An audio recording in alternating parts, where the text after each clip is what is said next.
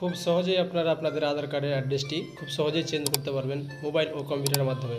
তো চলুন আজকে আমি দেখিনি। গুগল ক্রোমটি ওপেন করব, আধার কার্ড আপডেট টাইপ করার পর ইন্টার করব। ইন্টার করার পরে যে প্রথম লিঙ্কটি আসবে সেই লিঙ্কটিতে ক্লিক করব।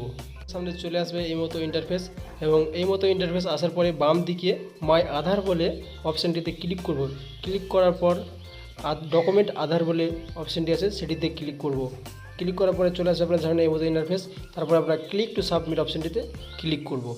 তারপর এখানে আধার কার্ডটি এন্টার করার পর ক্যাপচা আপলোড করে ওটিপিতে ক্লিক করব। ক্লিক করার পর আপনাদের সামনে চলে আসবে মোবাইলে ওটিপি। সেই ওটিপিটি এন্টার করার পরে লগ ইন বাটনে ক্লিক করবেন। ক্লিক করার পরে আপডেট আধার অনলাইনে ক্লিক করবেন।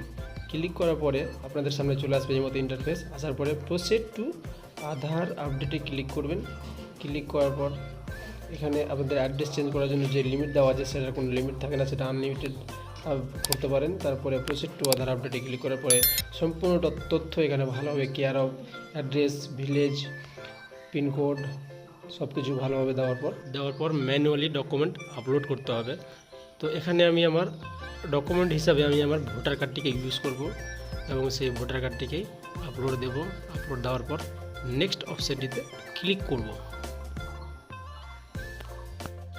তারপরে সম্পূর্ণ তথ্যটি ভালোভাবে মিলিয়ে নেব। মিলিয়ে নেওয়ার পর অ্যাগ্রি বাটনে অ্যাগ্রিতে ক্লিক করব। ক্লিক করার পর পেমেন্টে চলে আসবো।